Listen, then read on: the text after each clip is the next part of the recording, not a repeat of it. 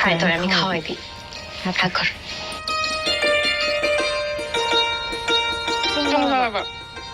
খাইতেছে মাংস মারানছে মজা হয়েছে না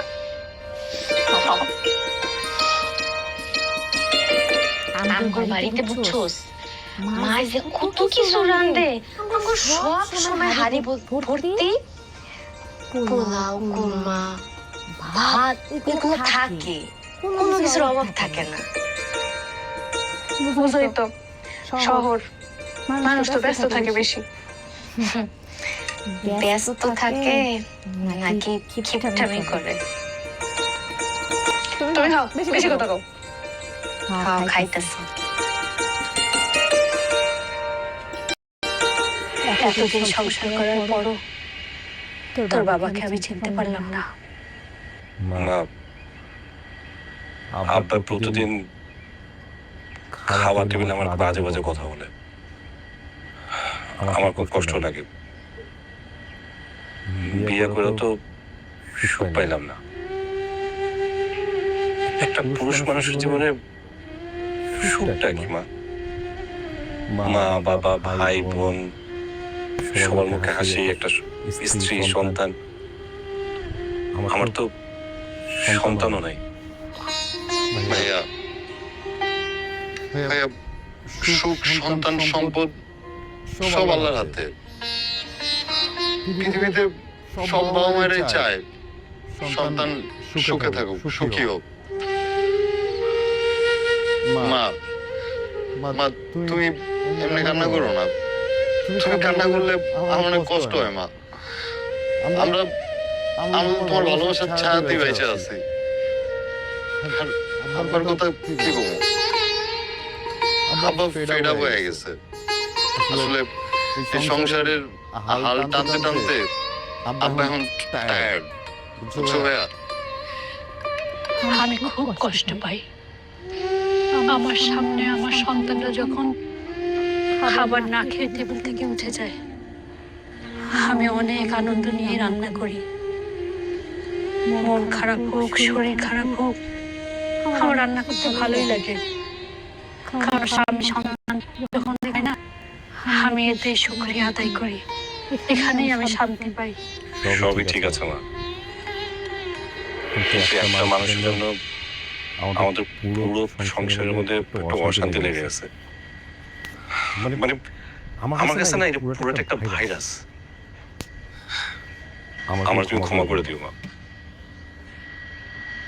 আমার বিয়ের সিলেকশনটা মারাত্মক রকম ভুল হয়েছে এমন কথা আর কোনোদিন বলবি না এই পৃথিবীতে যা কিছু ঘটে সব আল্লাহর হুকুমেই ঘটে চল এখন খাবি না মা খাবো না আমার ক্ষুধা নাই তুই যদি না খাস তাহলে তো শিশুরও খাবে না চল তো মা চল আমি তোদের খাওয়াই দেব চল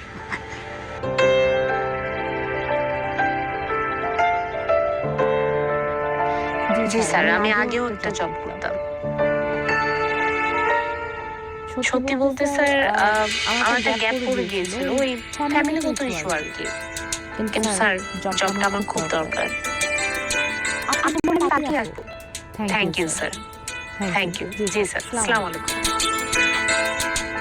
কিরে কারো ঘরে ঢুকতে হইলে যে নক করে ঢুকতে হয় এই শিক্ষা কি তোর নাই হ্যাঁ দরজা খোলা ছিল ভাবি আর ব্যক্তিগত কথা কোয়ার সময় ঘরের দরজা লাগাই কইতে হয়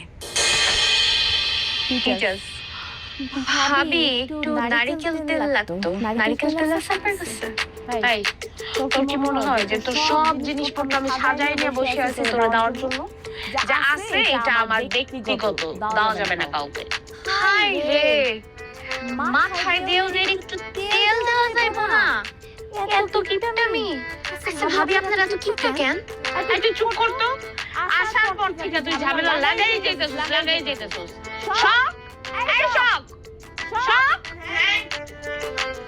সিরাবে কি হইছে এটা দেখ তো ও কি লাগবে আর ওরে ভালো করে বইলা দে যা লাগে তোর কাছ থেকে যেও না আমার রুমে যেন বারবার না আসে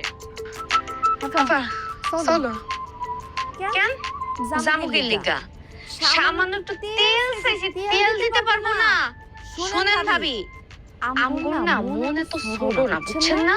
আমাকে বাড়িতে যান কখনো, খালি তেল কেন, তেল দিয়া মাথা আশ্রয় উঠবো নাই না, খেজুর বেরি কইরা দিমু।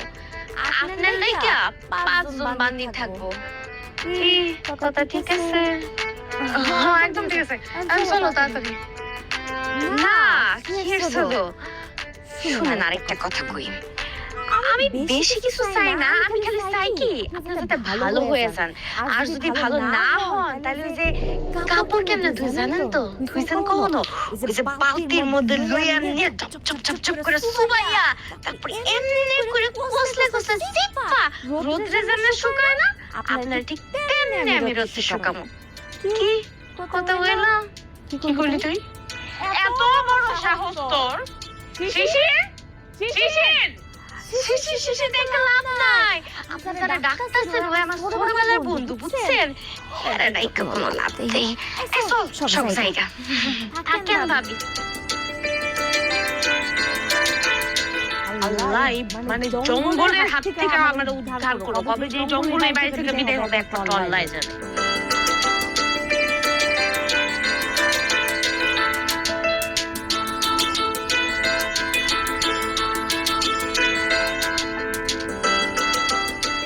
মা তুমি খাও তো।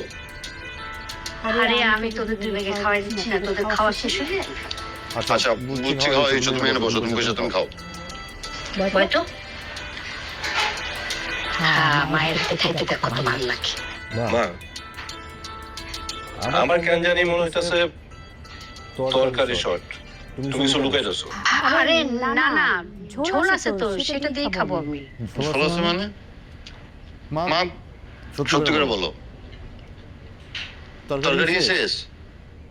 আচ্ছা আমি এটা বুঝলাম না, বাসার মধ্যে যদি মেহমান থাকে বা বাড়তি মানুষ থাকে, তোমরা তোমাদের খাবারটা আগে থেকে তুলে রাখবে না?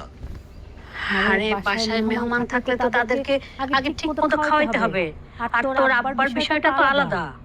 আচ্ছা আমি একটা জিনিস বুঝলাম না, তোমাদের এত কষ্ট করার দরকারটা কি?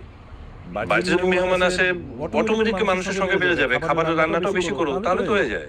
আরে বেশি তো রান্না করি এক এক সময়, কম করতে পারে না।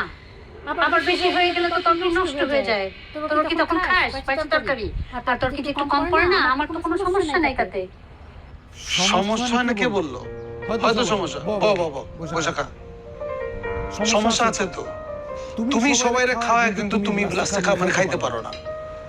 এত করে যে তোমার বলি, এ তোর মায়েরে বলি যে আমার সাথে বউ, আমার সাথে খাও, একটা দিন এসে খায় না, কোনদিন আমার কথা শুনে না।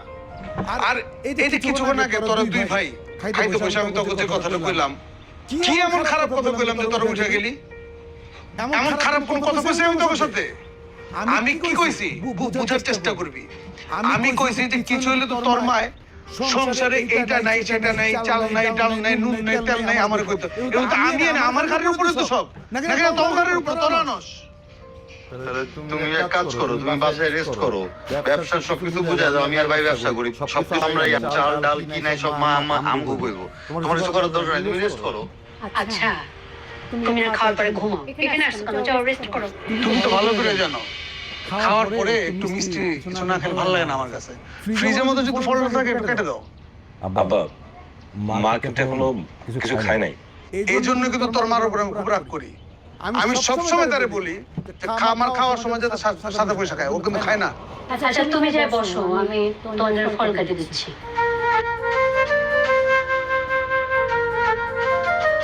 আমরা যাই, আমরা খাবো, তুমি খাও। আমি আর খাবো না। আচ্ছা ঠিক আছে।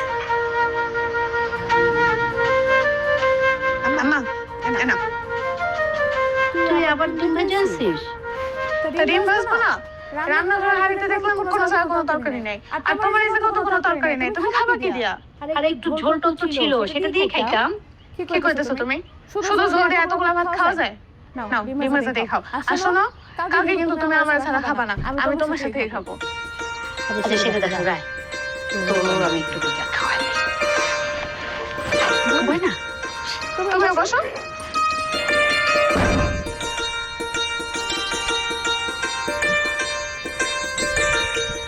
আলিফ, আমি কিন্তু খুব দুশ্চিন্তা আছি। কি নিয়ে দুশ্চিন্তা আব্বা? তুই যে কাজটা করছো সকালে নিয়ে এলি, আর মা যে কত বাজি, কখন বাসায় এসে উঠে আর বাড়ি ঘরের মতো অশান্তির সৃষ্টি করে, আমি কিন্তু এটা নিয়ে খুব ভাবতেছি, খুব ভয় আছে আমি। আব্বা আমি তোমার এবার একটা কথা কই, এবার যদি শখের মা তোমার সাথে বিন্দু পরিমাণ খারাপ ব্যবহার করে, আমি ভুলে যাবো সে আমার বড় চাচি। বাজান, তোর আমি একটা কথা বলতে চাই। কি কথা আব্বা? তুই মাইয়াটারে বাড়ি থেকে বুঝে শুনে একটু বিদায় কর। কোন মেয়েটারে বুঝে শোনা বিদায় করবো আব্বা? আরে আমার কথা কইতাছে, বুঝো না আমার কথা কইতাছে। কিন্তু খালু, আমি যে বাড়ি থেকে বিদায় হতে পারবো না। কেন বিদায় দিতে পারবে না? কি হয়েছে তোমার? আমিও তো বাড়ি থেকে পালিয়ে আইছি। বাড়ি থেকে পালাইছো তো হয়েছেটা কি? সমস্যাটা কি?